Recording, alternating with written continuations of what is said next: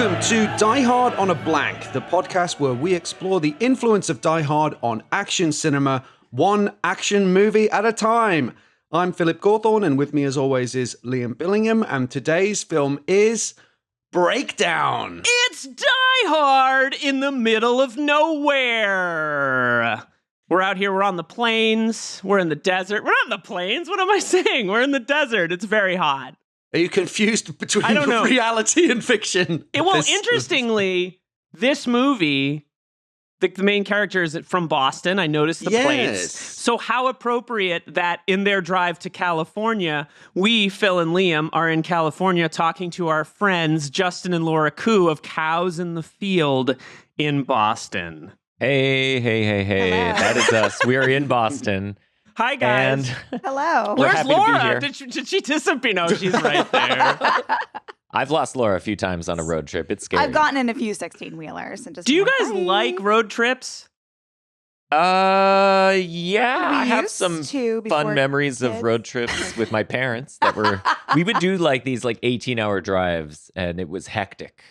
My family Mhm. did the opposite. My family was like, if it was a 5-hour drive, they're like, we got to break this baby up. Like, we can't sit in the car with kids for 5 hours straight.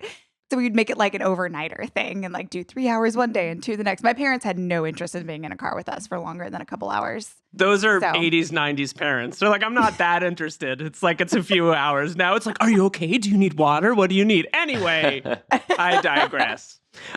Look, for our listeners, you've probably heard us talk about Cows in the Field before, but Cows in the Field is one of my favorite podcasts.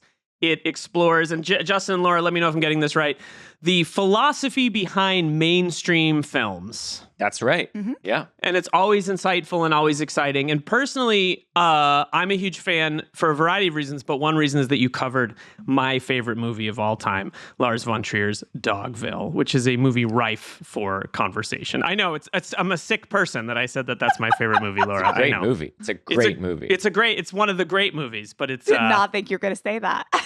well, I and know, also, you had us in suspense there for a second. I wasn't Really? sure where you were going to go.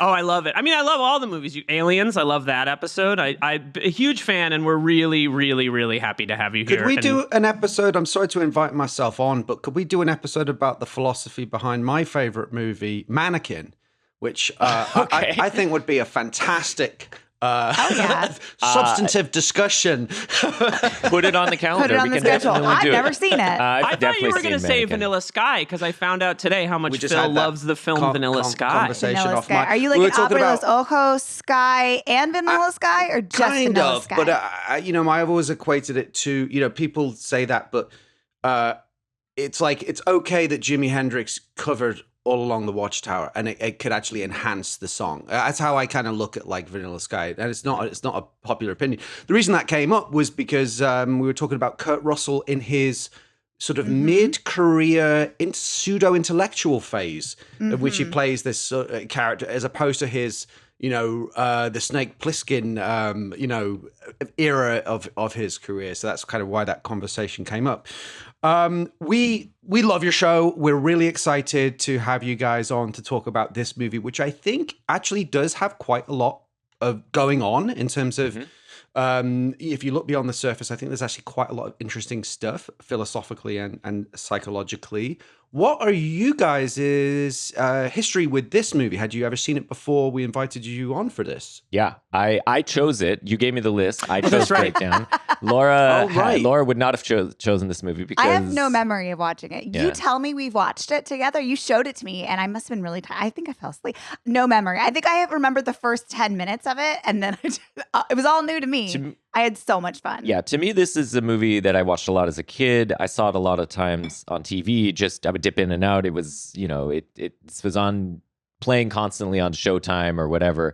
And I think it's just a great, steady, not groundbreaking, but knows kind of exactly what it wants to do, and super satisfying movie. And it's the kind of movie that gets talked about a lot in the context of movies that were made in the 90s that aren't made anymore. I feel like it's like a really good example of that. So I really enjoy it. Yep. And Liam, was it a first time watch for you this? Or no, you'd seen it before? I have a very distinct memory of watching this movie on VHS like the week it came out. I got it at the video store and watched it with a buddy on a Friday night. I don't think I'd seen it in its entirety since then. I imagine there was like a hungover TBS Sunday afternoon viewing sometime in my 20s, but I can't narrow that down. I did, interestingly, tell my wife, who's not like a big action head, I was like, you might like this one. It's like kind of a down-home thriller, 90s thriller. And she was like, kind of disturbed by it. Like she thought it was, and that was partially my feeling, is it was a lot more intense and, what's the word? Like, it's a harrowing experience watching this movie. It's a lot more harrowing than I was kind of like, oh, Kurt Russell's wife goes missing. Like, it had been so long. What and I then think I was like, holy so shit. terrifying about it is, and we'll talk about this when we get to the section on the villain, it's the casual nature of the evil, I think. Do you know what I mean? It's sort of like, it's so sort of subtly insidious. It becomes more grand and bombastic as the movie goes on, but at first it's just like a very, very unsettling experience,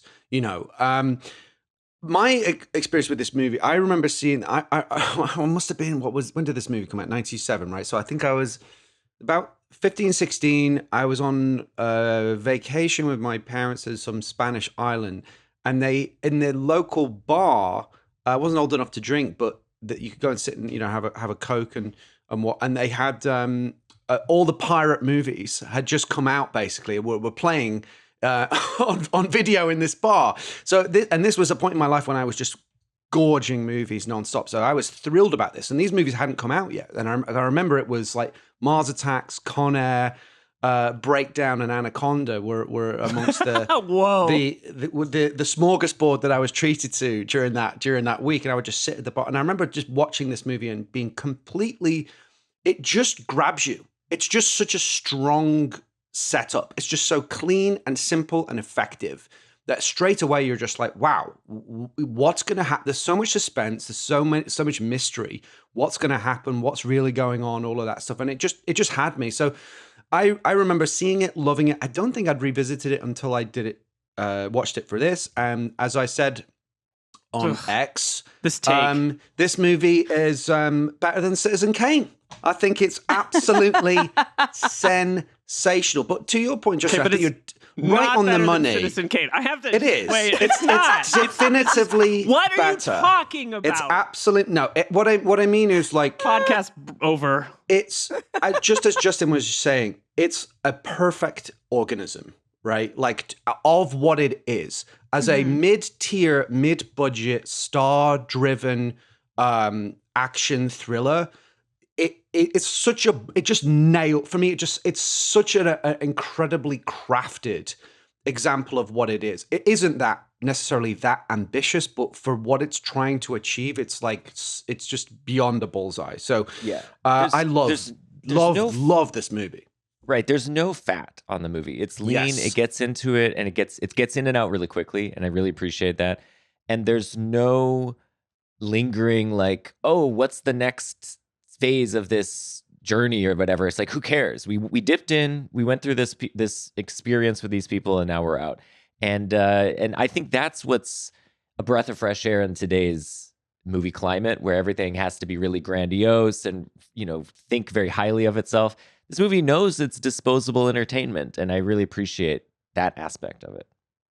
It's interesting that you did say Citizen Kane, because as I've talked to you about, in our chats about the show, I've been having a John Ford summer.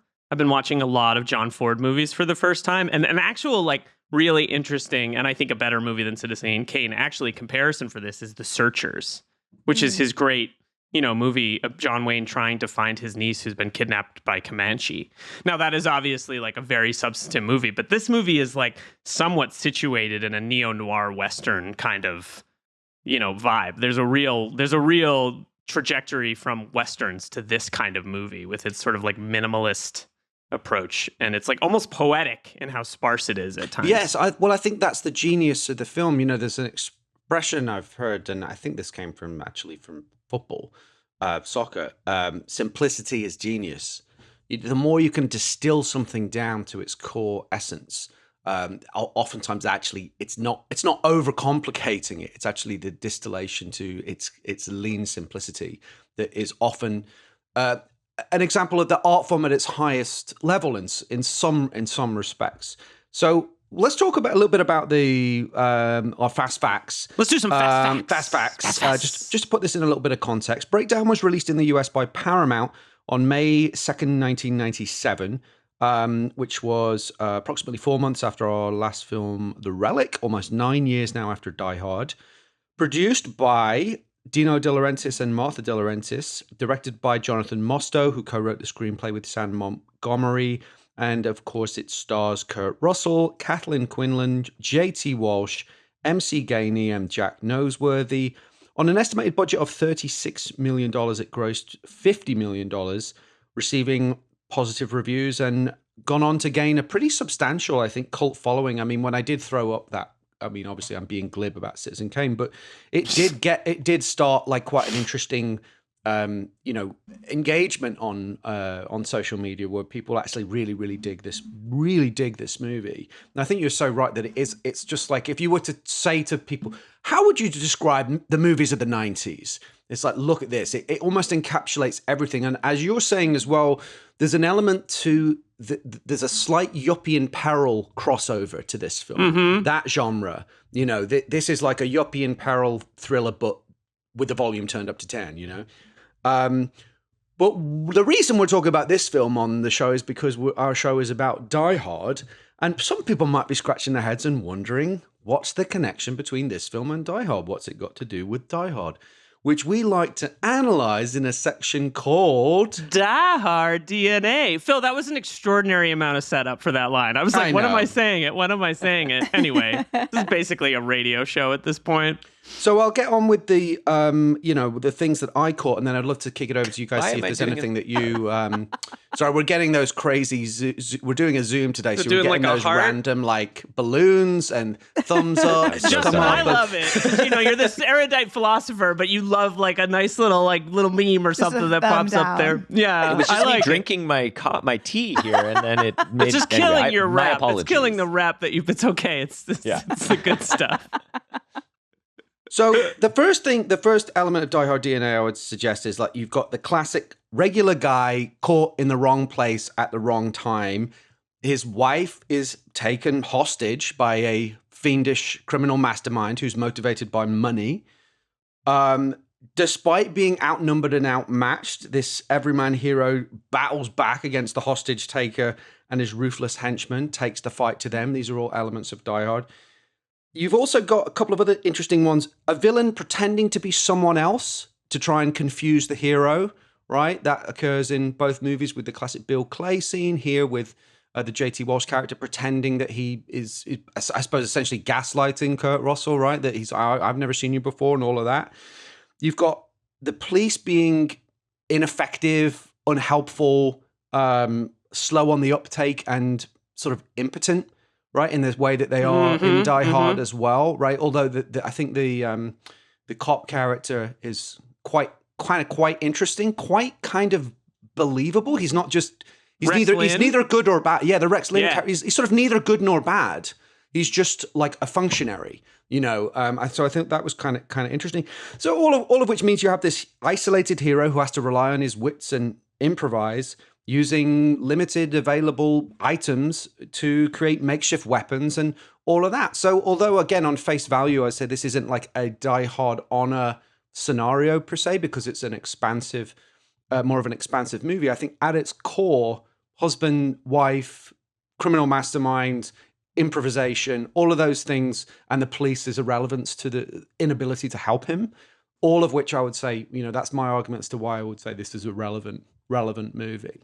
Do you guys have any thoughts on that, or any additions? Or yeah, I think that's all great. Sorry, yeah, I was just thinking I hadn't actually really registered the scene until you said it again, talking about the impotence of the police. But the scene where he goes to try to report his wife, and there's the huge cork board of missing people. Ooh, yeah, that is such a gut punch. Yeah, and it's the moment where you're like, well, he's definitely on his own.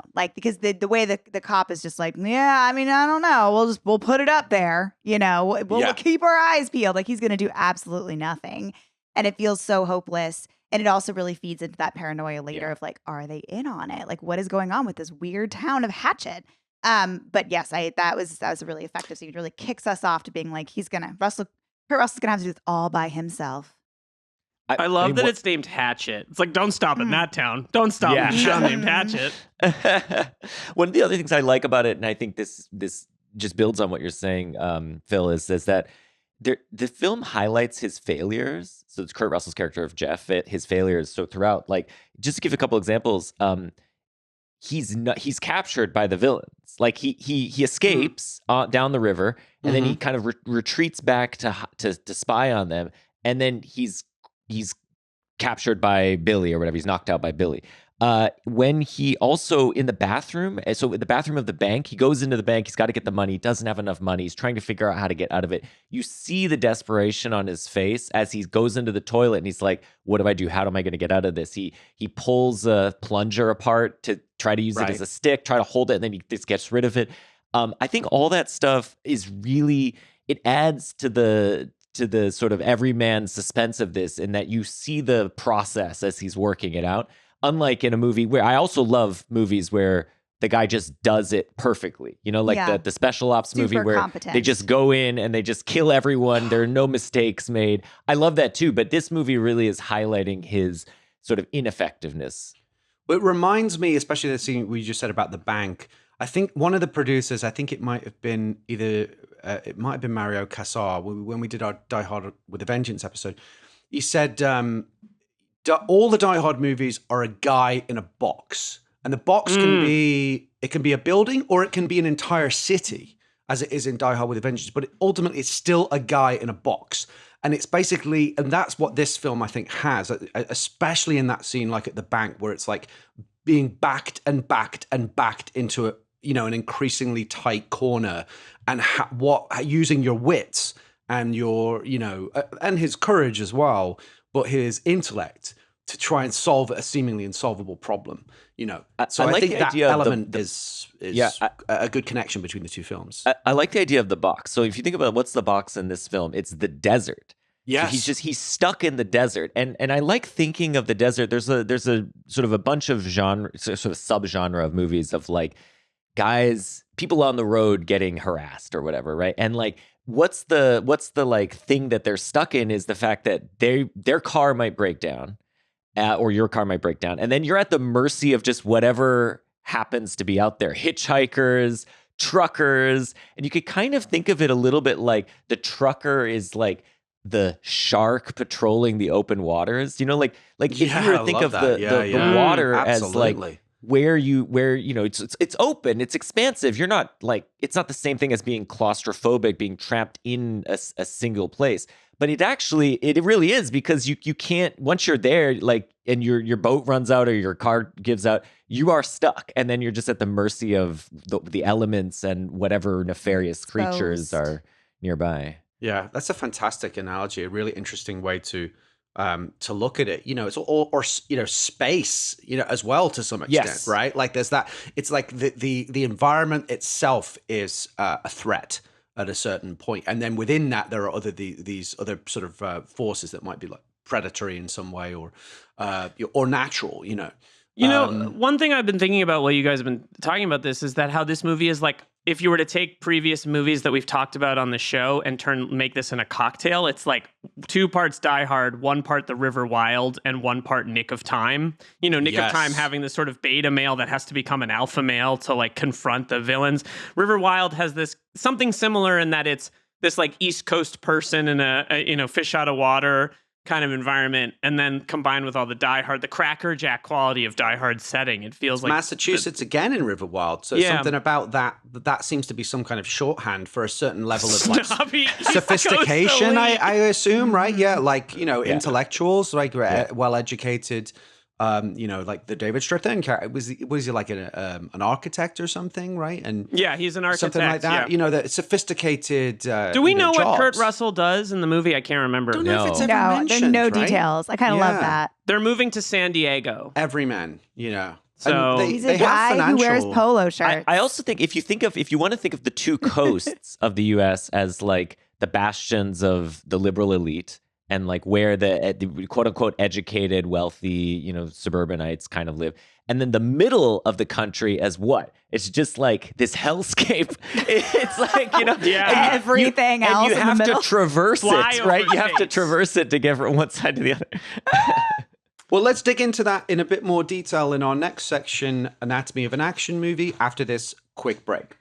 And we're back with our next section of the show, Anatomy of an Action Movie, where we explore the tenets. We live in a Twilight world. And there are no friends at dusk. Yeah! I was thinking, I was like, can I say it backwards? No, I can't figure it out. I don't know what it would be. That was my best So attempt. I'm hearing on the grapevine that you're a tenet head, Justin. Just a little bit. I was actually making a joke in a text thread earlier about Tenet.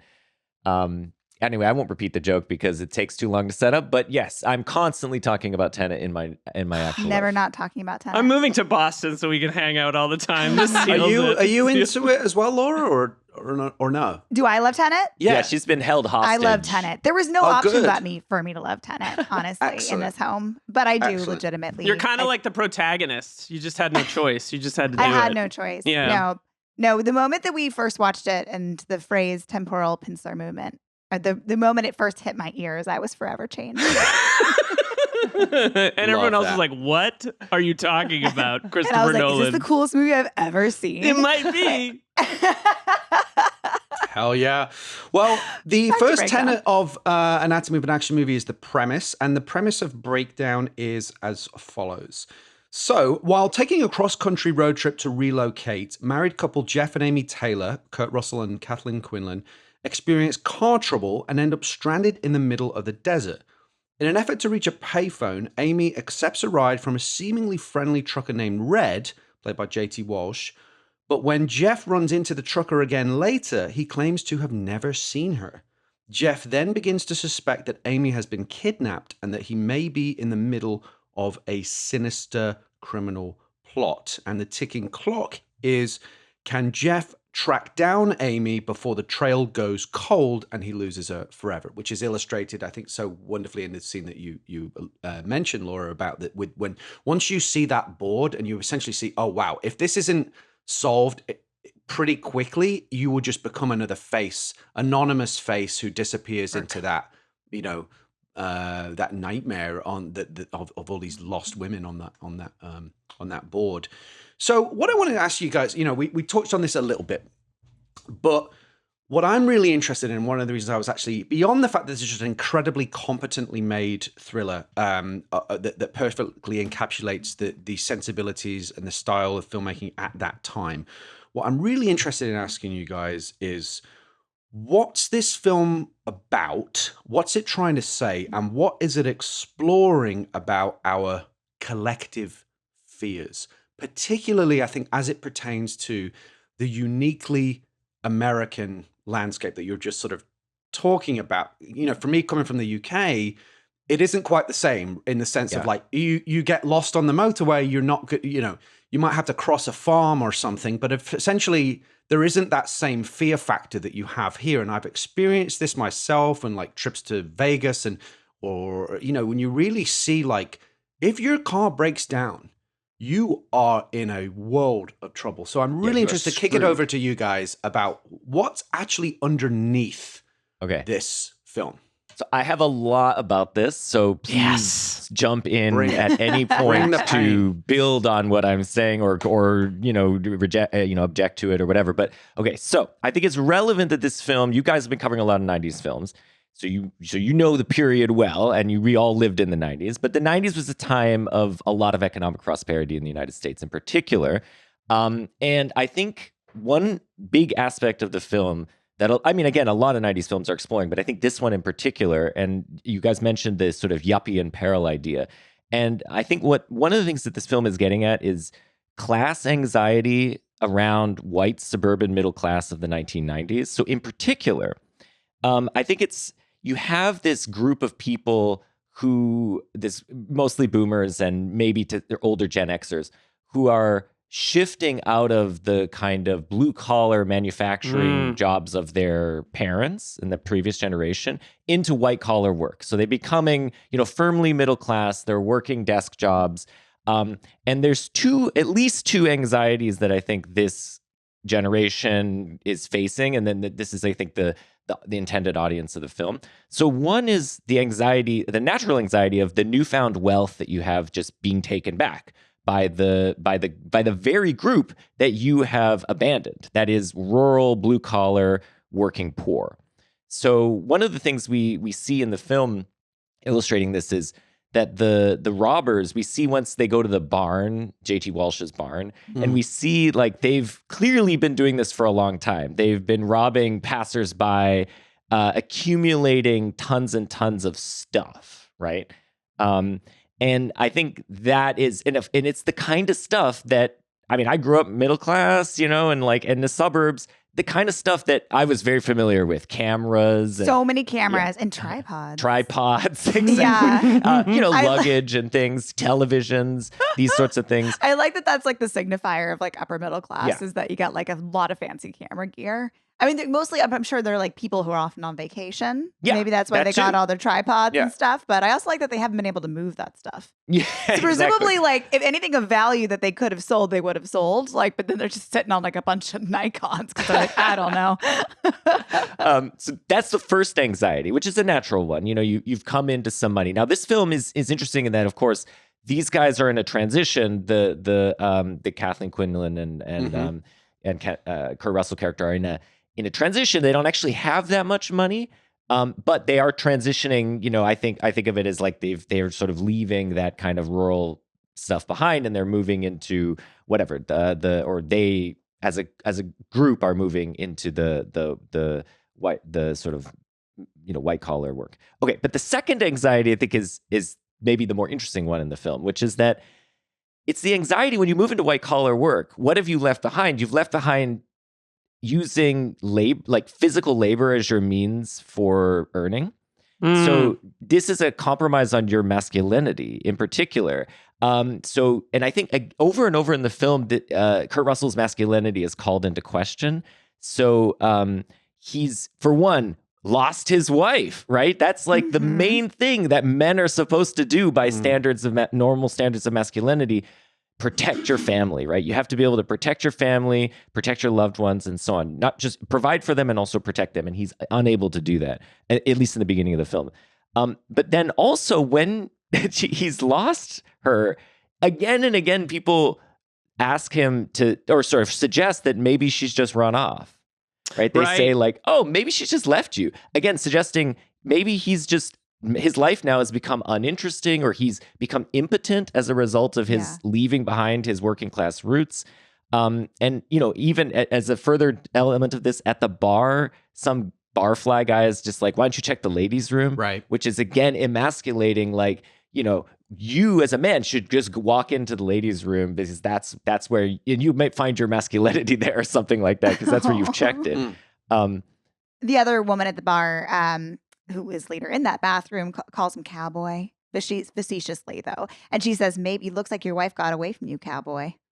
Yeah, I think it's very, there's the other thing about the Westerns. We can come back to the Western thing. I think it's also really interesting. But, and of course the film, though its audience is people who have this kind of anxiety. So the film has to, of course, have him succeed, and he has to succeed by defeating these kind of rural blue collar usurpers and sort of showing that his masculinity is intact.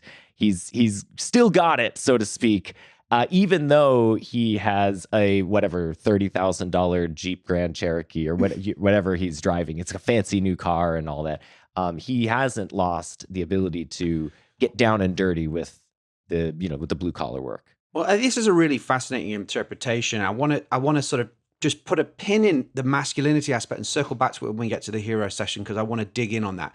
But I actually want to dig a little deeper than just the sense of where this film takes place in the zeitgeist and the socioeconomic factors that were going on at the time, which I think is really, really interesting. But I want to go just a couple of levels deeper than that, into almost the sense of like, and maybe this is something for me as an outsider, right? to America and to these kind of landscapes. So I've only lived here for 10, 11 years.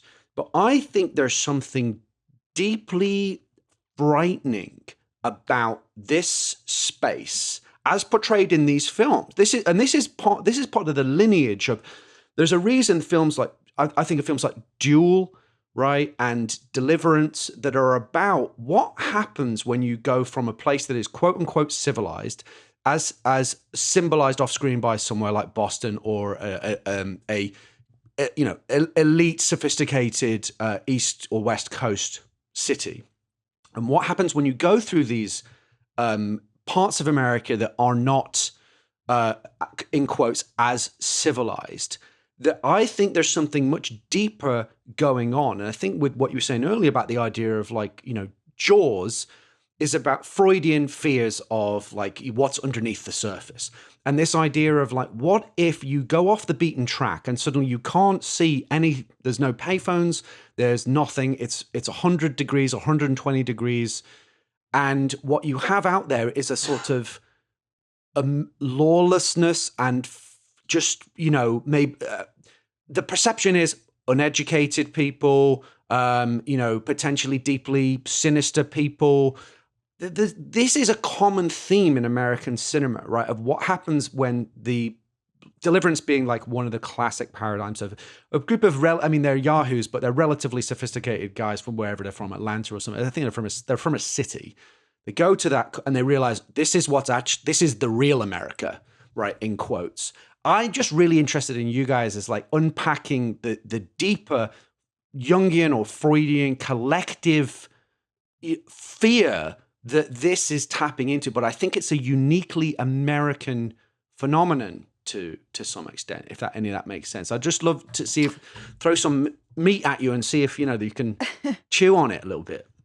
So I am a product of white collar Massachusetts Irish Catholicism, right? So I would say my grandfather was a accountant, my father was a lawyer, and growing up on the East Coast and living there until my late 30s, it's probably important to note two things. One that's very specific about this movie, and another thing that's specific to the time. And the thing that's specific to this movie is, do you know where this movie was shot?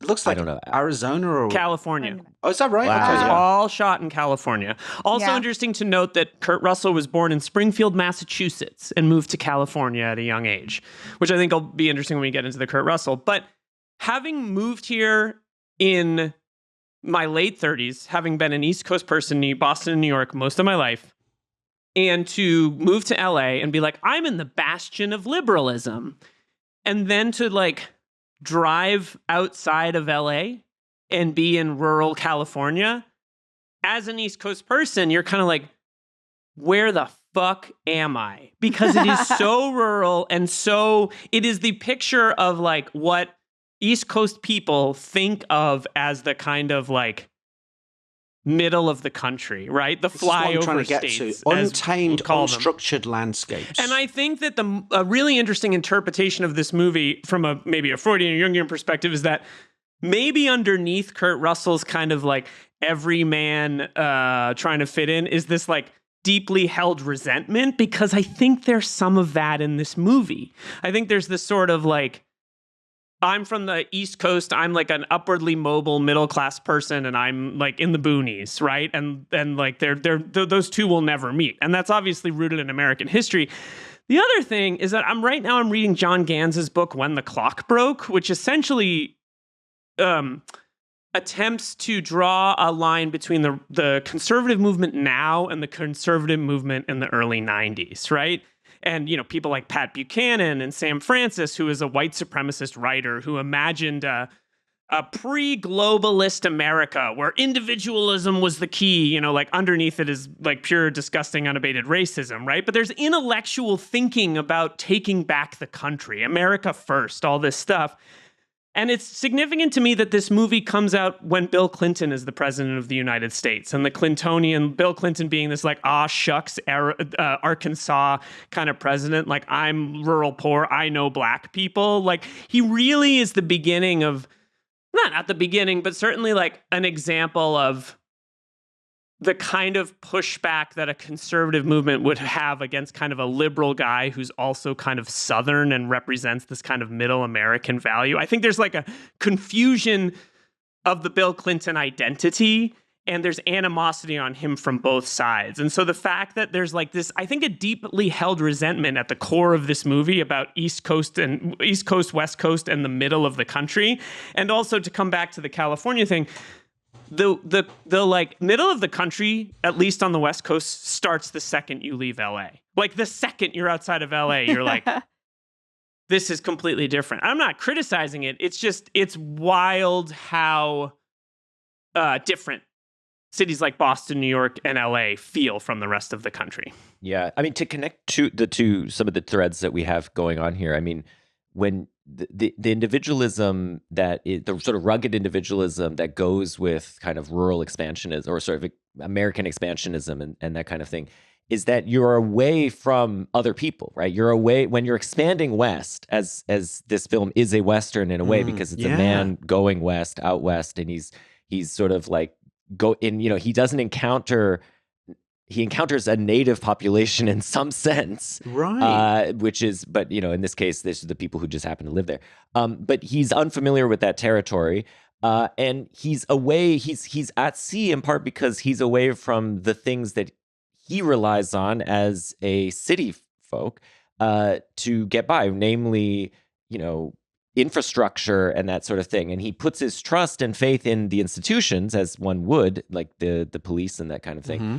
But this is the Wild West. You can't put your faith in those institutions anymore. And so I think it's really, you're right, like that there's dimensions to which these sort of deeper anxieties about like being away from others that are like foundational or something to us. And of course the desire to be away from others, but of course that comes with a great anxiety, like you're on your own now. Get translated in this film as I think as a kind of class anxiety, because it's the higher classes that have tended to be the ones which are more scaffolded to the community, whereas the lower classes are more like, well, I can fix a car, I can repair a toilet, I can do the things that are the basic functions that the rest of the society needs, and that you rely on as the people who are scaffolded above me. And I think it's telling too that one of the first encounters that Kurt Russell has with the villains is they're mocking his car. He's trying to repair the car. He's doing okay. He's putting oil in or whatever, whatever.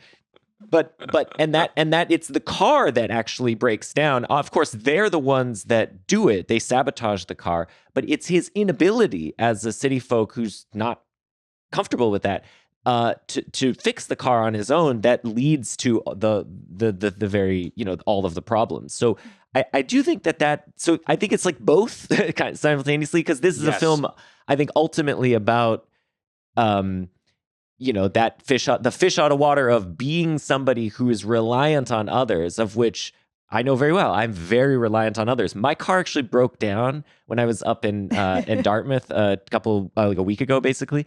And I had no idea what to do. I was and we were, Dartmouth is, it's still city. I mean, but like, we were like, when can a tow truck come? And it was 45 minutes, for a tow truck. And we were just like, we'll just walk, because at this point, it's not worth waiting for a tow truck at midnight. But we couldn't fix it because I was not familiar enough with the car. It turns out all I needed to do was jump it, and we were trying to jump it the wrong way. Just to say, like, I don't know what I'm. I have a lot of lost skills empathy. For us, because we don't need if they're not essential to you because you can call somebody. Exactly, they erode, right? My dad had a 1985 Chevy. Sorry, I just have to tell this story, Phil, because I always have to talk about my dad. And he would change his own oil. He would just go out and change the oil, and he'd be under the car. And he's like, he got that car to run for 400,000 miles because he was so insane about it. The other day, I fixed like a short in the front of my, no, not the other day. Months ago, I figured out that there was something shorted in my car and I fixed it. And I've been living off the masculine fumes of that for 6 months. I'm like, I'm a real man. Oh yeah, when I that. changed a broken tail light and just put the light bulb in, I felt like Tom Selleck. I could feel the mustache growing. I suddenly felt Do you want like this shirt? This is a pretty good Tom Selleck shirt. just to wrap this up, and then I want to move into this on the section about Kurt Russell, because where I feel like we cracked it there, Justin, because that was what I was trying to get to, and now it kind of has clicked in my mind. This all goes back to, and this is why it's a uniquely American story, the idea of the West. It hadn't quite clicked for me that this is sort of a westward bound, wagons west story. We're packing up our things and we're moving from the city to the new West, right? But on the way they encounter bandits, if you like, right? Yeah. Or as you say, the sort of native, in quotes, population that are dangerous and immoral and threatening to this white male character. It's just real that then, and then you throw in some of those maybe Freudian and Jungian fears about the unknown, wide open spaces, our need as a society, as a tribal species to have other people around us. And you take those things away and you turn up the heat, literally. You've got a really great stew and great arena for a drama. So I feel like that's kind of clarified that. Let's move on then. Laura, were you gonna add sorry, that? go Yeah. ahead, Laura. Yeah, please do. Sorry. We just watched another movie that has, it feels like the exact same landscape, which is Thelma and Louise. Yes. But the iconography is totally flipped in that. Right. Because like just as we said, like he as a white male feels anxious about being away from society because it's a question of who society serves and who benefits from it.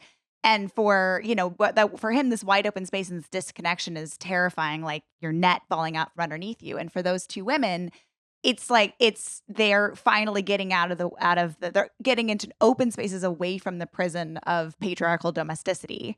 And it's so liberating. It's using the same iconography, but it has like a completely different feel in that movie. Yeah, I think it's to symbolize the freedom of it, right? Like, and also I think it's notable in that movie that it's Ridley Scott, a Brit, because we see this through a different lens. Yeah. We can see the telephone poles of Oklahoma as something incredible. Instead of banal that it might be looked at by someone who's native to the country, we see that as like quite exotic and beautiful through if you have that the visual genius that someone like him does. But it's really interesting, how you can shoot the same things, but they can code them differently based on the context of the movie. So that's another really interesting point. Because it can be either like liberating or a terrifying threat, so it's got really, really interesting. And I think I should, it's fair to say that like I, as someone who grew up here with no like, I'm not trying to say this negatively, but like I do find open space terrifying because I grew up, not in Boston, but I was in cities enough, and I have lived in them since I was 22, to feel like when I go home to my mom's house and, the South Shore of Massachusetts, and I'm like laying in the bed and there's no sound, I'm like, what the fuck? Like, it's a little weird to me, and it's where I grew up, and I still find it now like a little terrifying. There is that like pop cultural thing that Deliverance and The Hitcher and Duel in this movie kind of created, which is like the reciprocal nature of like, where the fuck am I? And what's going to happen? And there's no rules, basically. There's no structure to things, and there's no help. So that creates a vacuum for, totally in our fears to emerge. And I think they're literalized in this film through the characters of the villains. But before we move on to the villains, let's dig in a little bit more on our hero section. Kurt Russell as Jeff Taylor. As we talked about, this is Kurt Russell moving from some of the, more iconic. 80s was an interesting era for him because he had a mixture of, I think, a lot of the John Carpenter collaborations, but he's often playing quite rough characters in those, whether it's Snake Plissken or his character in The Thing, MacReady, or Jack Burton, who, funnily enough, is a trucker, right? The greatest. Big Trouble, in Little China, and then a bunch of comedies and dramas and various other things. But this is an interesting one because it's the Kurt Russell yuppie era, which feels very 90s. We both the leads in this film are also an executive decision. where Kurt Russell plays an intellectual who also becomes more of an action hero. I'm just really interested in your thoughts on the one thing. Here's what I want to say about this, right? We've used this terminology a lot, and I was thinking about this alpha male versus beta male, right? Which I think this film is absolutely about.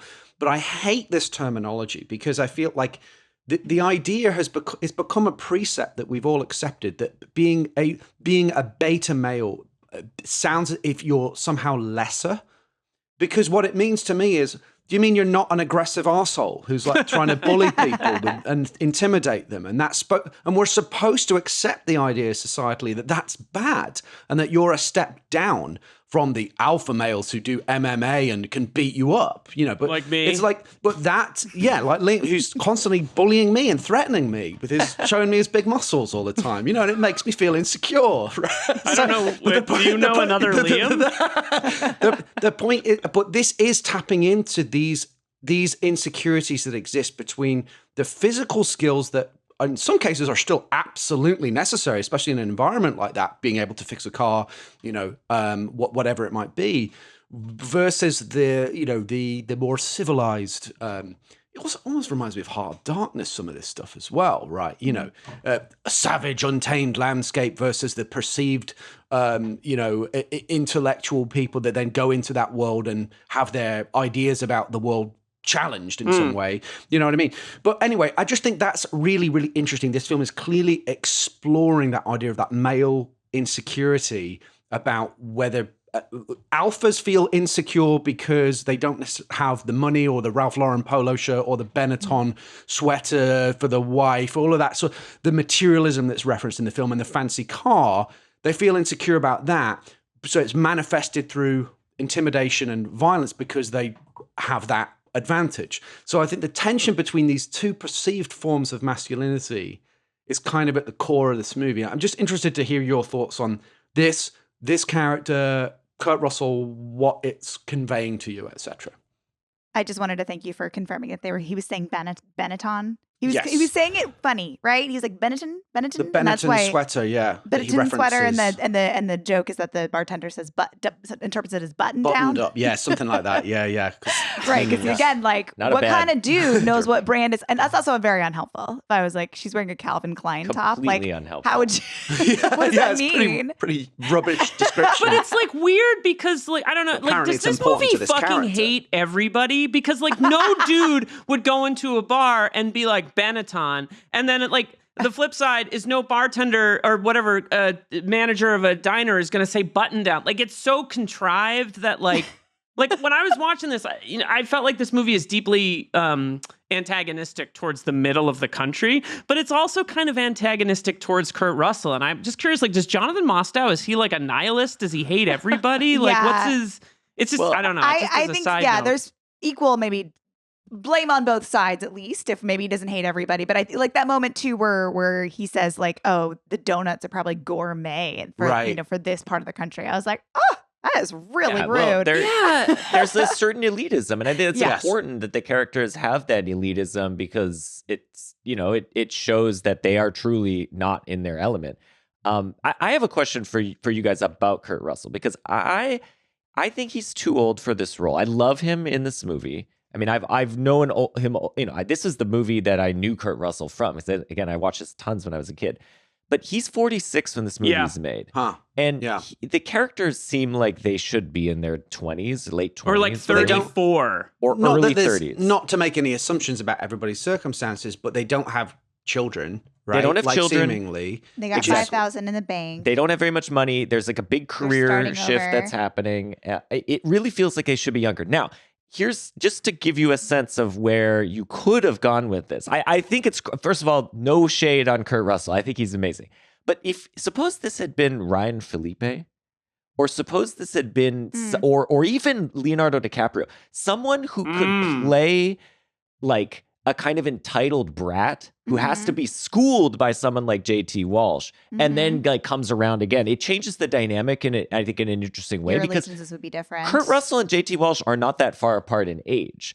So it's a little bit, you would combine the class stuff with a generational divide, which I think would actually make the film like it would deepen those themes in an interesting way. It would, and especially if the kid's like a snot. The thing about Kurt Russell is that he actually appeals to everyone, no matter where you are on the, I think, political or socioeconomic. Yes, he because we all want to. I think we all want to be Kurt Russell to some extent, like on some level as guys, because he's cool, he's competent. He can be vulnerable, and he's never like, you know, that the bad side of the alpha, but he is someone that we aspire to be, and I think that's what movies do. Whereas I think the version you're talking about would be like a class critique that is much more in line with your classic yuppie in peril, Pacific Heights type. You know, Matthew Modine, right, plays, you know, and Melanie Griffith, I think, right, are yuppies who buy property in San Francisco, and you know, and they're. I mean, it's interesting because Kurt Russell also played Unlawful Entry. Kurt Russell was in that as a sort of, you know, again in quotes, beta male who's confronted by the alpha in Ray Liotta, right? So I think you're right. It's a very different kind of movie, and I think it would be. A smaller movie with a limited appeal, but might have more, it would allow them to dig in more into those themes. But I think this is aiming for like broad appeal. It's a Paramount, I think that's right. Movie, right? You know, you need a big star that everybody likes. You totally. know? The character would be less likable. Yes, I think that would make you said Ryan Felipe. I was like, you kind of want him to like get his. I think it would be actually a little bit more interesting if he was a little bit less likable.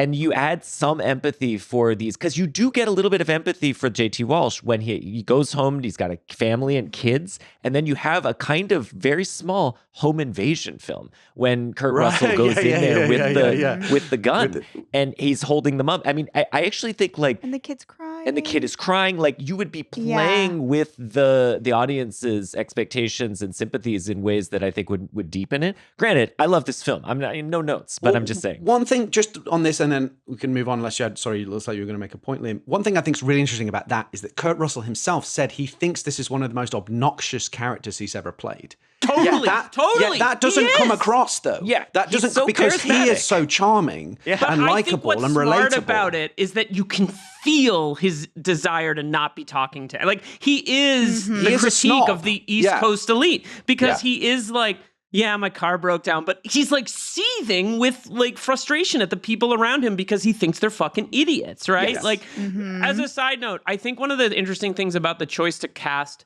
and the way the cast is made up of this movie is Kurt Russell. We talked about this on our Turbulence episode when we talked about Ray Liotta as one of the great last white ethnic actors. Kurt Russell comes off as this like everyman white guy, like, you know, like sort of like Scandinavian kind of quality. You don't feel his like ethnicity, and that's also true of someone like JT Walsh. So it's sort of interesting that like they're just white guys. Yeah, like they're not white Irish or Italian. They don't have the like that kind of thing that often is characterized of these kinds of actors, and it's very, very interesting to me. Side thing, and then we can move on. You know who would be great in this part and make it extremely dark? Would be, at the time, 33-year-old Matt Dillon. Can you imagine Matt Dillon in this part? Just like full of frustration at this like sort of middle American. It just would be very interesting. He comes across as quite alpha to me though, Matt Dillon, you know. So he could be though. But he could play a softer version of himself, and that would come out. Let's talk about my interpretation of his age in this. I think is that like I kind of think of this character of Kurt Russell's character as just like a huge fuck up. And he's having to dig deep. Like maybe this is like me attempting to like infuse a little bit. We can talk about this when we get to the lady, but like infuse a little bit more personality or backstory or something into like the victim wife. But I kind of get the feeling that he is the reason that they're like crossing the country, have no finance. She's like, our finances are pretty fucked. He got a $30,000 car when they have $5,000 in the bank. I'm kind of like, this seems like it's on you. Yeah. And she's not mean about it. She's very supportive. She's going to do the thing with him, but I feel like it's not her fault. You know what I mean? I feel like he's a doofus. Which is very speaking from experience here. Right? A lot of experience being married to a doofus. You know, like, and like, the idea of the you know, Bonnie Bedelia's character Holly in Die Hard is doing better. John McClane is kind of a fuck up. Yeah. Right? And he's got to like certainly in redeem his himself. Marriage, you know? So that is really interesting. But hold that thought. I think their marriage is better than the one in Die Hard. But she's supporting him, but she's like, I mean, Kurt Russell's You fucked hot also. Let's be real. Kurt Russell's like a babe. Not that Bruce Yeah, Willis is no, sorry. you nice hold on looking, to that. they're No a nice matter looking how much couple. big of a doofus, you hold on to those Look at eyes. that hair. Good I know. Lord. Let's move on to our section on the villain because I have a lot to say Oh, about boy. this, and I Yes. know we don't. Yeah. You Yeah. don't. I don't want to take Clear up all your the time. runway for Okay. Phil. All right, let's hear it. If I, Preach. okay, so JT Walsh as Warren Red Barr. I've got a few things I just want to sort of talk about with this, and I'm curious if this is relatable or not. But I'm going to say it's a little bit personal.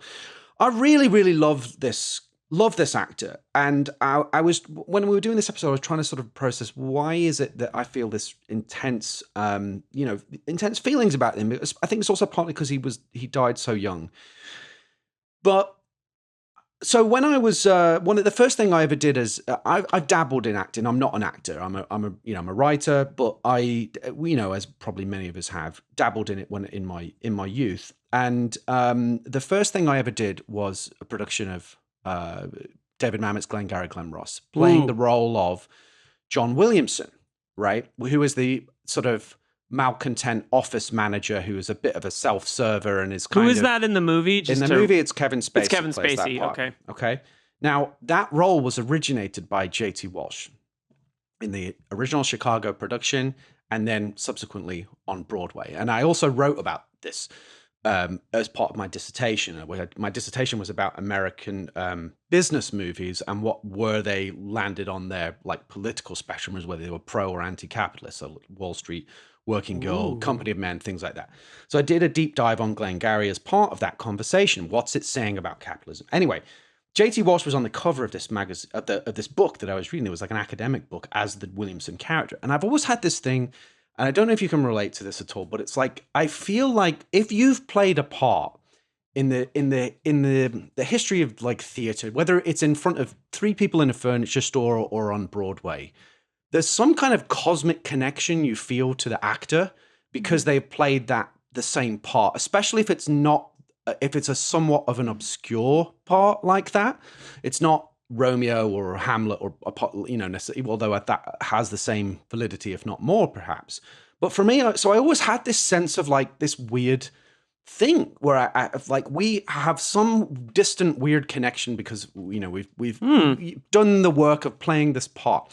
But this part is like that part, particularly John Williamson, is like almost the perfect example of the kind of parts that he excelled at. Because my theory about JT Walsh is that he made manifest America's id on screen. If you look at his body of work, he always played these characters that were like amoral and avaricious and self-serving and ruthless, but ultimately cowardly. When they were backed into a corner, like you see it a lot, like, when often JT Walsh will he'll be like really, really powerful, but then when he's stripped of the power and the power is revealed to be illusory. Executive Decision is a good example of this. I think he's a senator. Narrow Margin is a slightly more sympathetic character, but he eventually realizes he's a corrupt mob lawyer or accountant or something, right? And then he gets it's caught an accountant, but by the yes. gangster. He's been embezzling money, and then he just goes to pieces, and it is like humiliated. These are the kind of parts that he would play a lot, whether they're businessmen, crooked cops, a guy trying to kill his wife in Red Rock West. He symbolized like the moral rot at the heart of America, but it was always in this very casual, normal way. It was never like mustache twirly. And he's also very interesting. Another thing that I realized about him that was another sort of unconscious and tangential connection. He was born in San Francisco, but he grew up in West Germany, where his father was stationed. He spoke fluent German, and my grandmother was German, so I have some German connection. What I also love about him was that his who he was as a person is in total contrast to the characters that he excelled in playing. He led a life of social activism. He was an AmeriCorps Vista volunteer. Big Democrat. He protested the Vietnam War. Yeah, like And he had a bunch of other jobs before he became an actor. And we talked about this a lot, Liam, about how the value of people that didn't just come out of some polished, come out of a cocoon polished and ready to star in movies, right? Like a lot of the actors we see now. He was a barman, encyclopedia salesman, high school teacher, gym equipment salesman, a reporter. And the last thing, just on this is like Kurt Russell said about him, and they've been in, I think, 4 films together. The other 2 were Backdraft and Tequila Sunrise, in which he plays a great working class movie. Yeah, great. Both fantastic movies. And they have a lot of great scenes together.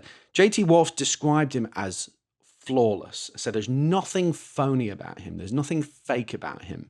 And, Jack Nicholson dedicated his As Good as His Gets Oscar to him, amongst several other people, it should be said. But the point is, like, that's game recognizing game, right? This is a guy that can go toe to toe with the best in the business, big movie star, and he was such a heavyweight actor. So I deeply love him, and I think it's really this is really this is his biggest ever role, I think, as the lead villain. Usually he's a memorable part of an ensemble, but this is his biggest ever. Like it's him v. Kurt Russell as the lead villain. And I just think he is amazing in this.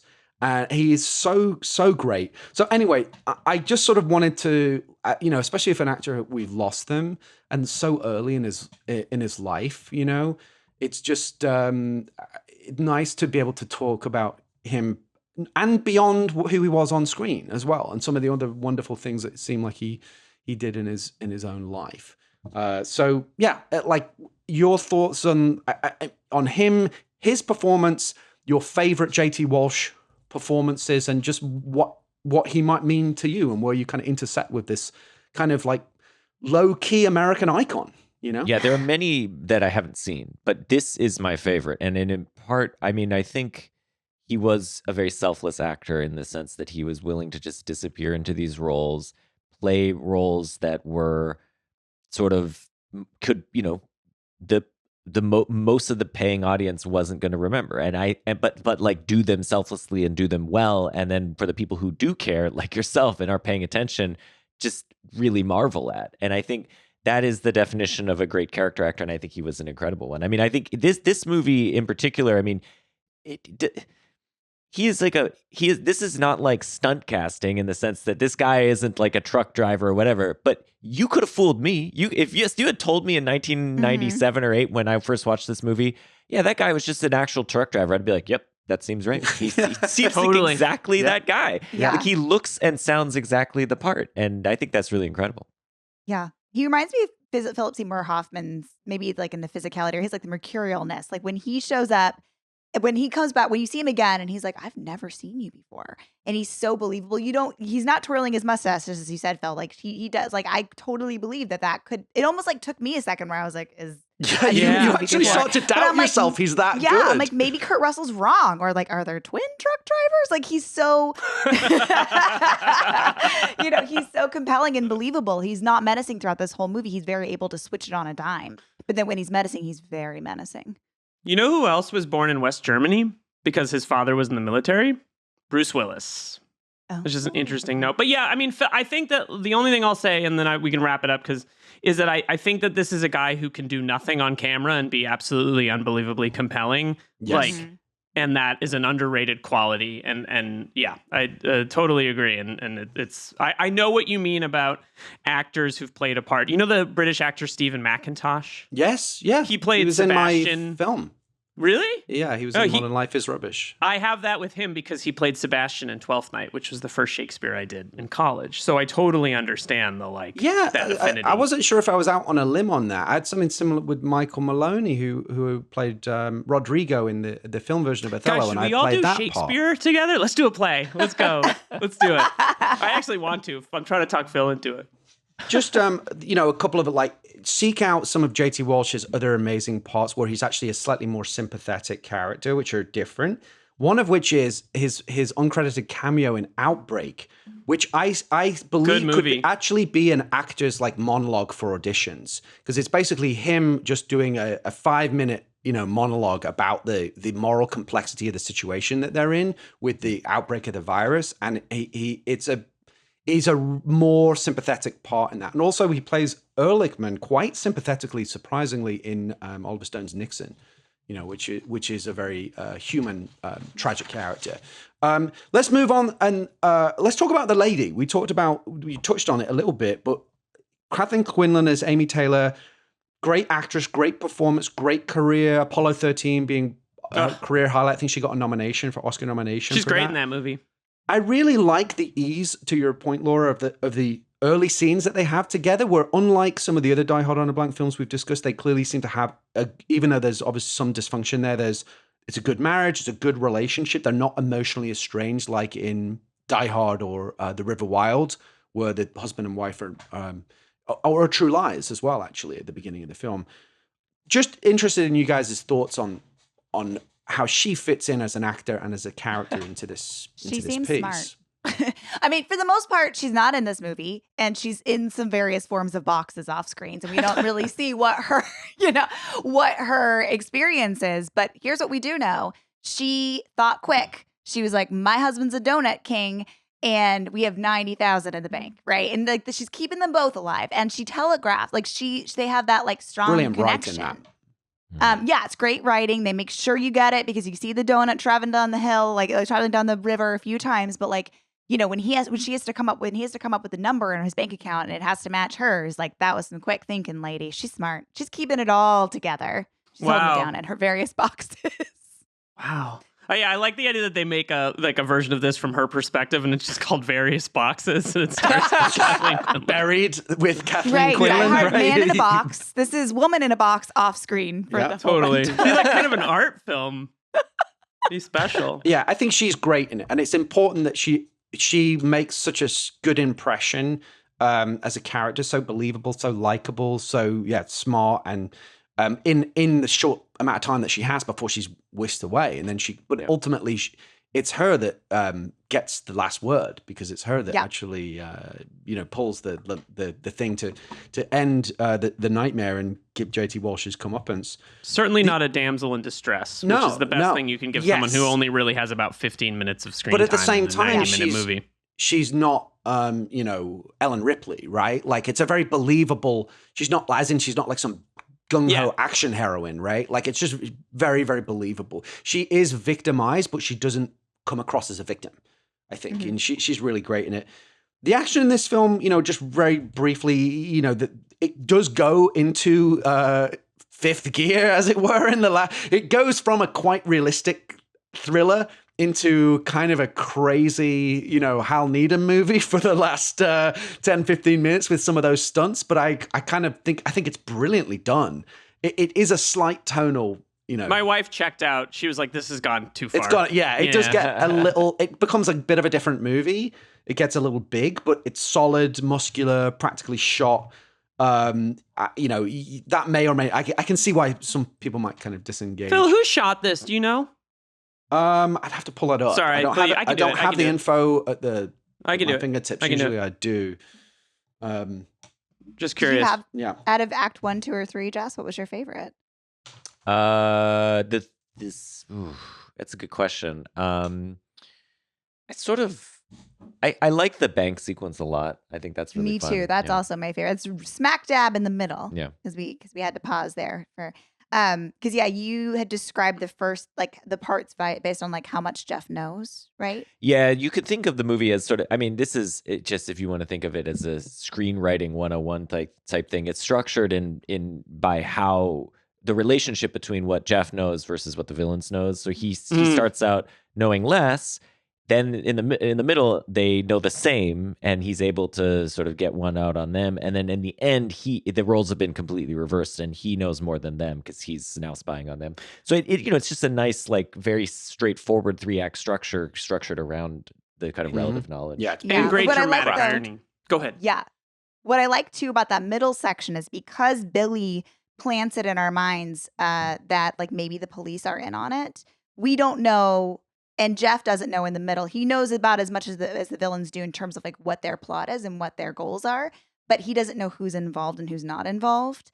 and neither do we at that point. And so that's, I think, what like I really ratchets that tension up in the bank. Yeah, we don't know who. You don't even know if the bank guy is in on it. Right. Even, yeah, or, and the guy know, who comes in the like guy for who a comes loan and and paranoid thriller in the eyes. Yeah, Yeah, I totally. love a paranoid 70s thriller. So I was like very into Has that some of part. that vibe. Are you a Nick of Time fan, Laura? I have not seen Nick of Time. I love. You Nick guys of should Time. watch it It's fun. because it's like an interesting sort of like amalgamation of various 70s thriller with like a young, handsome, different Johnny Depp. Let's just put it that way. It's just a different playing time of against Johnny Ty Depp Christopher experience. Walken. Yeah. Walken is amazing in it. Yeah. I'm in. I the am. DP, Anytime by I get the to be way, like, does it go all the way to the top? I'm in. Wait, no, Phil, save it. I you want to get- make it a bonus okay. trivia question. All right, cool. Well, let's move on to our section of the show called the Die Hard Oscars, where we give You guys out put your our tuxes? Did you action bring? No, you got movie your Cows in the awards. Field t-shirts. You've got your repping. Benetton We got the shirts. sweaters. We need You shirts. put your my- Benetton sweaters on. Yeah, we got my Benetton. Benetton. Benetton. Button down. I'm wearing a button up. Actually, let me button the top. I don't want to get you anyone go. too Go all excited. the way. You know, Goes all the All way. right. to the very. top. Yeah, let me just. Ian's buttons. This is great video content. I love that we did this. My buttons. Our first award is the John McClane Yippee-Ki-Yay Award for Best Line. And I didn't have too many. One that I think, speaks to some of the things we talked about earlier is Earl saying, "You got to be the dumbest motherfucker yet. You think we just picked you out of the clear blue, shiny new car, Massachusetts plates. It'll be a week before anyone even misses you. Should have got that bumper sticker that goes with that car. Rich assholes looking for trouble." Kind of encapsulates what we were talking about, I think, quite They're not well. even rich. You know. I know, Sorry, they're not just- rich. I know, Yeah. but they have Comparatively, or they're perceived They have as. a car. It's the perception of that's really fascinating. 'Cause Everyone's they're wrong actually in this movie. debt and Right. in financial trouble, right? It's just they have the veneer of it. What's that? You want me to stop? You really want me to stop? Because I'll bet this baby stops on a fucking dime. That scene with the seatbelt was like, Watched that wow, twice. I that watched was that so twice. good. But the line that I remember from this movie, from 20 odd years ago, was, "Don't mister me, you son of a bitch." You remember when he says that? Like, Who says that? Because when he turns up at JT Walsh's house and he's basically got him banged to rights, and JT Walsh is like, "Mister, I don't know who," he's still trying to convey that, like, I don't, in front of his wife and kid, I think, at that point. And he says, "Don't mister me, you son of a bitch." I remembered that line. So those were the three that I picked. I don't know if you have a choice or an additional nominee of a line that I you have liked. one more to add to the Please. nominee, which is Billy. Mm. He says, "Well, now you're the dummy. Well, now don't you get it? The police are the ones in on it." I like that line. I Because think that it's was in the so trailer. like it's one of those things where they're like, "Oh fuck." Dun, dun, dun. Paranoid. Yeah. Shades of Deliverance and Billy sort of pretending to be like, I don't know what the Yes. term, like kind of like Yeah. learning disabled or something would be the, He's like the term that this- would be used. Yeah. I think he's just maybe simple. Well, it's playing with Um, the stereotype of, uneducated rural poor, right? Totally. Like, Yes. Yes. Yeah. and subverting it in an interesting I way. liked the bartender. Didn't see her, Jeff. You didn't see her, or she didn't Right. come in. Right, Bartender. right. Like I told you last time, maybe she was in, maybe she wasn't. All I'm saying is I didn't see her. Mm-hmm. That's good. That's a good. That Like that guy. might be it. That or So the frustrating. The stop line. Yeah. Oh man. And yeah, and if anybody's just had like a bad customer service experience where you're like, please care, and they're like, we don't care. But also, it's so sinister. Diners who's in on the it? middle of the country are a little scary. I'm going to be honest. Again, it's all Another trope perception, of this genre, Mhm. They probably shot that like in Burbank, though. To be real, like they probably shot it like down the street. That's the hilarious part. I will say that the people in that diner suck. They're horrible. They're all horrible people, Yeah. And some of them may come up in a second. The Hans Gruber Exceptional Thief Award for stealing the film. Now, this was a little bit tricky, but I basically said if Kurt Russell's the star, anyone else can be nominated, including. Well, I think of we know who course- wins then. Yes, probably. All right, so we've got Kathleen Quinlan as Amy, Rex Lynn, Die Hard on a Blank returning all-star as Sheriff Cliffhanger. Boyd, and JT Walsh as Warren Red Barr, who would, of course, be my choice, as great as the other two are.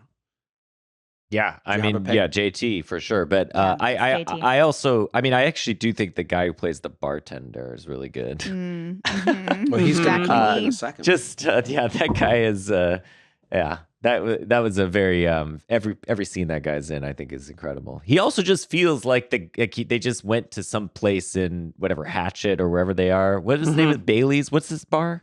Or Bell's Bell's Diner. Yeah. Who's Bell? Not him. She's also a missing person. Dark. Yeah. Oh, wow. Just to provide the contrast, I'm going to go with Rex Lynn, just because I love Rex Lynn and he's such a sturdy presence in these movies. And I think he's actually low-key incredible in Cliffhanger because you don't know what to think of the guy the entire time. Oh, It's I just love a really him in good that. performance. Yeah, he gets to flex his acting chops a bit more than usual than just playing a sort of hard ass in that. Yeah. He is great in it. But for me, I'm going to give it to JT. The Dick Thornburg Award for Dick of the Movie. Kurt Russell. Quite a lot of nominees. Yeah, potentially turn this thing on its head. Everybody. MC be Gainey as Earl. Not the nicest man. Jack Noseworthy as Billy. The aforementioned obtuse bartender, who's played by Jack McGee, who ends up pulling a gun on Kurt Russell. I think went a little far. Where he's like, I want to look at the order slips. He's like, pulls a gun on him. But that's the East Coast fear of the middle of Yes. America. They all have guns. And the guy at the bar who tells Kurt Russell to look in the ladies' room where the That was a dick patron move. is throwing that was up, so right? rude. Yeah, that guy was amazing. Thoughts? Yeah. Dick of the movie? I just want to give like Billy something. You're giving it to Billy? Yeah. For the sort of silly transformation, then he pulls off his baseball hat and you're like, that man has so much hair. That hair was underneath that baseball hat the whole time. It's a good choice. I also like, by the way, that actor, Jack Noseworthy, born and raised in Boston and went to has a BFA, in a It's always conservancy. So he is Wow. kind of like you know what I mean? And his sort of he's doing a little bit too much in his first iteration of the role, and then he pulls off the hat. He feels a little bit like theatery in a fun way. Yeah, I did like him. All right. Our final category. I don't know if you're ready for this, Liam. I'm sorry. I just started reading Jack Noseworthy's Wikipedia entry, and I'm very fascinated. So come back to me in 2 minutes. No, I'm just kidding. Pause on that because some of that might come up in the trivia section. Okay, But our last Oscar is the best death. I don't know. Do you want to try and do Marco as JT Walsh? Table! Next time you have a chance to kill someone, don't hesitate. That was my my JT Walsh at the end there. Just a like pivot. underplay, yeah. God, I'm so obnoxious. Just imagine him saying that JT Walsh would just be like, how would you? Yeah, it'd be incredible. Don't even try it. I want to do it. It would be amazing. I want to channel JT so we have our cosmic connection could be completed. We've got an injured Rex Lynn shooting MC Gainey from behind. That was cool. That bit, that was a great sequence of surprise and suspense where the sheriff is shot and then he gets Earl. We're gonna have an MC Gainey month because he's on the next movie. In the next movie we're talking about too, Con Air, the greatest movie of the 1990s. I'll scrap that question off the trivia quiz. Sorry. Luckily, I have a backup. So we've got that. We've got Kurt Russell ramming Jack Noseworthy's red Firebird until it flips over and explodes. Literally, get the Firebird, yeah. Wait, and what? JT Walsh's truck falling on top of him, as if he didn't have it wasn't bad enough that he fell from that bridge. He had to have this the 18-wheeler land on him. That's horror movie rules. Yeah, you got to make sure they are Well, dead, he's still dead, moving. dead. They look he's down, still they moving. see him still moving, and they look at each other, and then hard cut, she's like... She's pulled it, because she's not Laurie Strode in first Halloween. She's like, this is not... Knitting needle's not going to do it. We need to smush She's seen this enough guy. movies to know. Yeah. Yeah. She's a badass final girl. That has to be the winner, right? Oh, Yeah. It's pretty pretty death. Pretty great death. Pretty great. That does it for the Oscars. We have one more section of the show, the Double Jeopardy trivia quiz, where the scores can really change, and we will do that after this quick break. And we're back with our final section of the show, the Double Jeopardy trivia quiz. So you guys are now, collaboration is mandatory. So there's no competition. Everyone can relax. You can just work together. We got a firework. I just made... Wow! A firework. I gave a thumbs up. What did you do? There it goes. Wow. This is crazy. People are Justin, you gotta people look at love your, the trivia You're gonna quiz. get eaten alive if you're teaching on Zoom. Wow. So you gotta figure that I gotta out, man. stop this.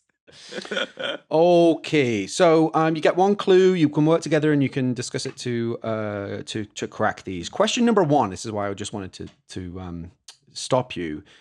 Breakdown cast members Kathleen Quinlan and Jack Noseworthy also appeared together in which intense and gory 1997 sci-fi horror movie? I think I know this because I looked up her filmography. Okay. But Liam, I think you also know it. I do. Yes. Okay. It's Event Horizon. Is the correct answer. Wild Is it fucking movie. Die Hard on Yeah. a haunted spaceship? Are we doing it? Are you guys doing I it? don't Yeah. think so. I mean, if It's not there's quite the same Nah, thing where it's- there's a nah. single guy, against. bad guys take over a blank, Yeah. kinda. You could make the case, but I don't think we'll do it on. Would it be Die Hard in a portal to hell or something? Good movie, Yeah. though. I have to say. Great I'm a movie, fan. and they have a kind of cool relationship in that's very like maternal, which is interesting, completely different to the dynamic in this one. I have to pull out my backup piece because my MC Gainey one was came up. That happens. That's why I have a backup. Question number 2. This is a toughie. Breakdown Helmer Jonathan Mostow would go on to direct Bruce Willis in which little seen 2009 sci-fi movie? I know. Do you guys know? I do not know this. Surrogates. Is correct. I like that movie. You're I thought the it was one. cool. I liked Is it it. good?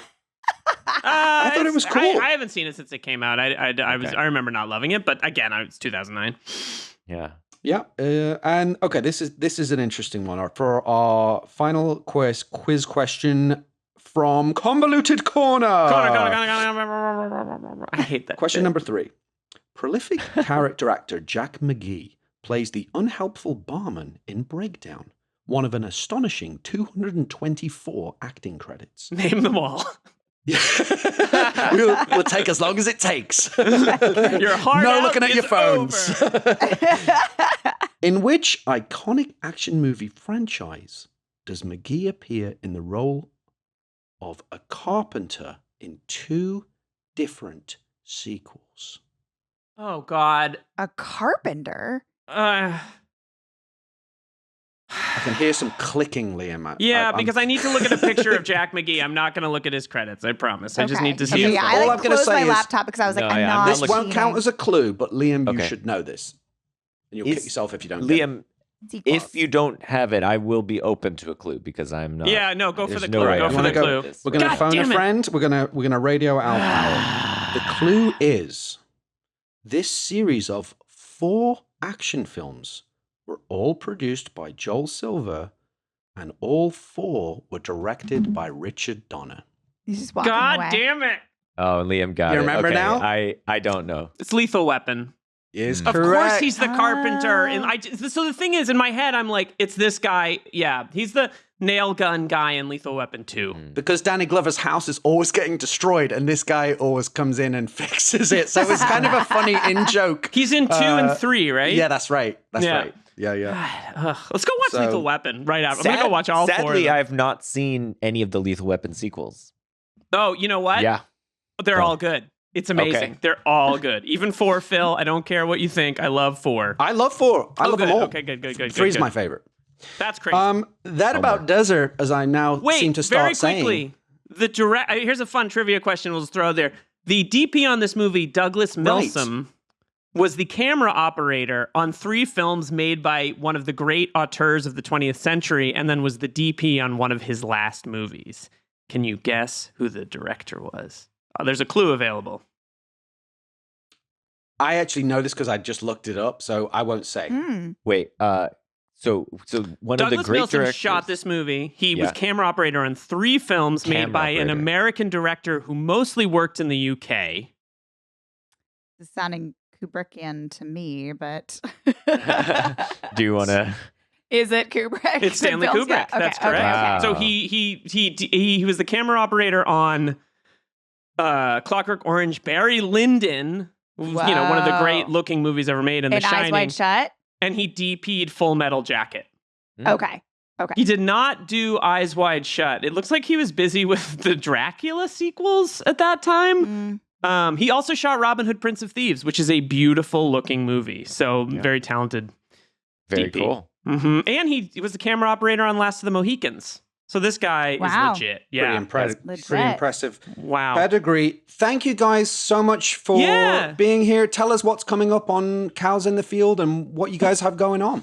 Well, first of all, thank you guys for having us. We love the show, and So fun. and we love talking with you guys. We've had both Phil and Liam on Cows in the Field. We've talked about Public Enemies. We've also talked with both of you, and we've talked to Liam about Starship Troopers, which was super fun.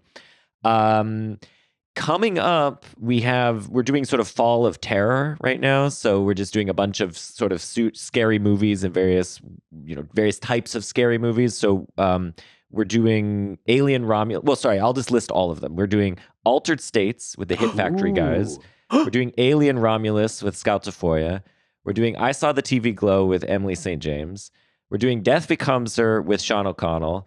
And we're doing The Fly with Becca Rothfeld. So come on. Yeah. Fantastic. What a run. That's amazing. So it should be fun. Great. Totally. And some of these are already in the can, and we had a really good time. Like the I Saw the TV Glow episode with Emily is great. I mean, she's just... That is one like of the a movie great movies I've seen this year. It's amazing. Yeah, it was like a movie made for Emily, and she's totally like the perfect person to... to think about it and think through it with. And so we had a really good time talking with her. Also, that was a movie where we both we watched it, and I was in like a really weird mood when I watched it, and that movie it just like purged my mood. It was like a palate cleanser for my mood. It was fantastic. It's such an interesting mood piece. So devastating in a way. That if people really haven't powerful. seen it. Yeah, very powerful. Anyway, yeah, thanks for having us on. We're at Cowspot on Twitter, and the podcast is Cows in the Field. We're going to have to find something to have you guys back at a future date. We'd love to have you back because this was so much fun. Thank you. Always And a vice blast. versa. I guess we're doing Mannequin. Mannequin and Vanilla Sky. Mannequin. Mannequin, Vanilla Sky, weirdest double feature. What are the Jungian underpinnings, right? Mannequin is a great pick, though. Find out Honestly, soon. it's going Well, in there. I was joking, but now it's starting to sound like there might be something there. So hey, I do think that James Spader's performance in that is the greatest comedic performance today. Thank you, Justin and Laura. We had a very sweet conversation about how much we love each other's work after we finished recording that you're not going to hear because it's none of your business. But it was a lot of fun to have them on, and they're so great. Phil? Yes. Hi, What? Liam. Hi. How are you? I'm good. Oh, I'm good. It's good to see you. Look, a couple things to talk about. One, the podcast is now, maybe you're watching this on YouTube, but the podcast is now available on YouTube. We're posted. We have all of our episodes available. We're going to be doing more video. We're going to be posting more video clips. We're going to be posting more YouTube. So if you're interested in watching the show as well as listening to it, check us out on YouTube. The link will be available in the notes of the show this week. Also, Spotify now allows us to leave comments. So if you want to leave comments about the episode, we would love to hear from you. You can say what you thought about the show, what you thought we just love to hear from you. Questions, comments. There's even a Q&A section that we're playing with and we're evaluating. But and as Dalton said, be nice. well, let me just Be nice. Speaking with that in mind, there's a really nice gentleman named Petey who has been commenting on many of our episodes on Spotify. And he wrote about our Turbulence episode from a few weeks ago. I don't think you guys need cocktails to have a good time together. Disagree, Petey, but that's fine. Good analysis of an enjoyable action movie I missed the first time around. Ray Liotta's portrayal was mesmeric, and as you said, he will be sadly missed. I did think that the heroine ending up in her vest was worthy of a mention, Die Hard DNA-wise. Also, a shout out for Brit actor Ben Cross, who sadly passed away in 2020. Ciao, Petey.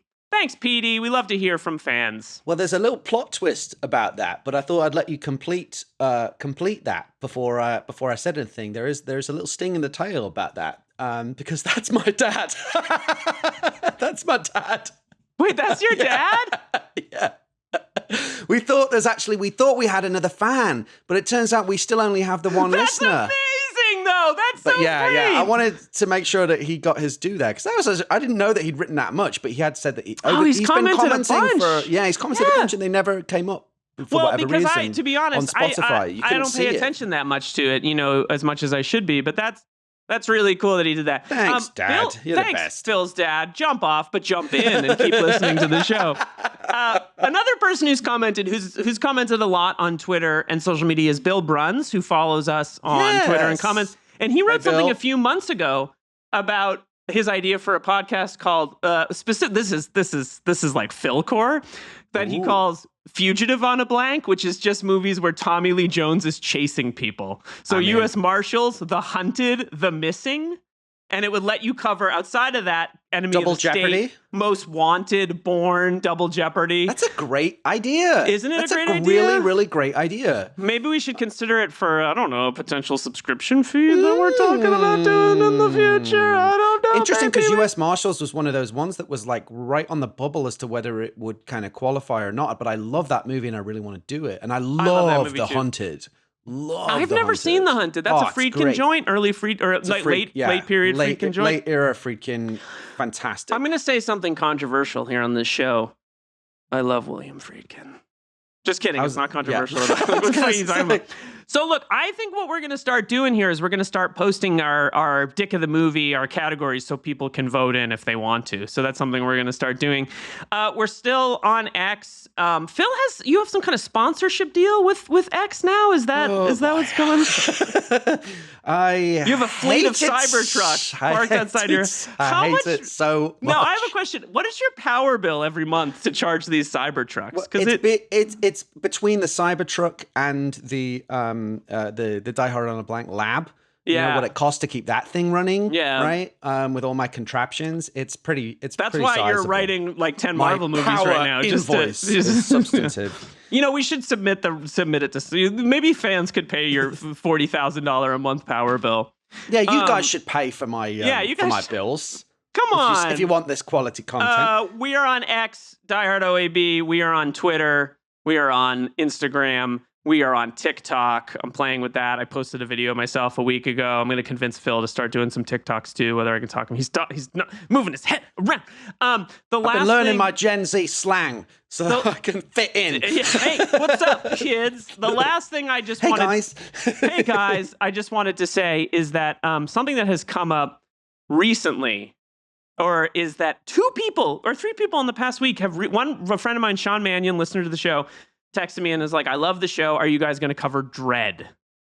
The 2019?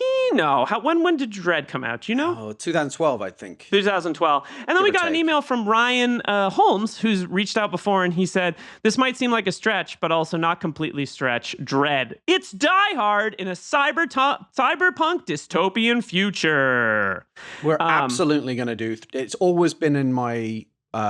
mind to do that movie. It's definitely a Die Hard movie. Totally. And we listen to our fans and listeners, and we take your input. We always take it seriously. And don't worry, we are going to go to Mega City 1, and that movie's great. It's fantastic. I like it. I I'm watched really it excited last year to. I even for the thought first about time. doing the other Dread movie in comparison, but it didn't. I am the law. The 95 one. You know who covered that? And I thought it was a really interesting episode was Jamel Bowie, former and future guest of the show, and John Gans, whose book I mentioned earlier. And isn't Rob Schneider in that? Yep. Yeah. Okay. Well, the less said about that, Less said the about better. him, the better. But I also want to say that Ryan said, we emailed him back and said, hope you're enjoying the show. And he said, thank you, I really am. Over the years, I feel like I've ingested every bit of Die Hard related media and every piece of information. Die Hard on a Blank has added so much value, and I sincerely love every episode. So thank you, Ryan. You. What a lovely thing to say. That wasn't my dad. We or live a on relative. compliments. Yeah. His name is Ryan Gothorn. I don't know. That's my dad under under his pen name. Your dad just like goes Bless on, him. downloads, deletes, downloads. That's where we get all our downloads. Well, if I'd you're anything like appreciate PD it. Gothorn, jump on the podcast if you aren't a regular listener, if you're discovering us through Cows in the Field. To reiterate what Justin said, we were on their episode of Public Enemies. We'll drop the link to that in our feed as well. And I think, what am I missing? What did I miss? Next time Phil? on the show? Next time on the show. Tell me. Welcome to Con Air. It's Die Hard on a prison plane. Put the bunny in the box. I just rewatched it. It's a masterpiece. I had the best time ever. I cannot wait to talk about this movie. One of the classic action films of that decade. One of the classic action films ever. One of the classic Die Hard on a Blank, evolutions. unbelievable. Like, the expression "murderers row" cast works on two different levels. Can I in make this movie. I have a fun suggestion, which is I think Con Air weirdly pairs well with John Ford's Stagecoach, which is kind of like Die Hard on a stagecoach, and I think one of the earliest iterations of the box that we've been talking about in this episode. And I definitely want to talk about Con Air as kind of a absurd action movie, but also like it's a neo-noir Western. It's a very, very strange. It is maybe the greatest supporting cast in action movie history. It's unbelievable, this movie. Yeah, well, it's going to be really exciting to discuss that one with a great guest. And so we'll be back for that one. We'll be back next time with the most deranged tea party you've ever seen. Die Hard on a Blank is a podcast created and hosted by Philip Gawthorne. Liam Billingham co-hosts and produces the show. Mike Mayer and Michael Sugar are the executive producers. Find us on Twitter and Instagram at DieHardOAB. Rate, review, follow the show wherever you get your podcasts. Most importantly, tell your movie podcast-loving friends about Die Hard on a Blank. See you next time on Die Hard on a Blank.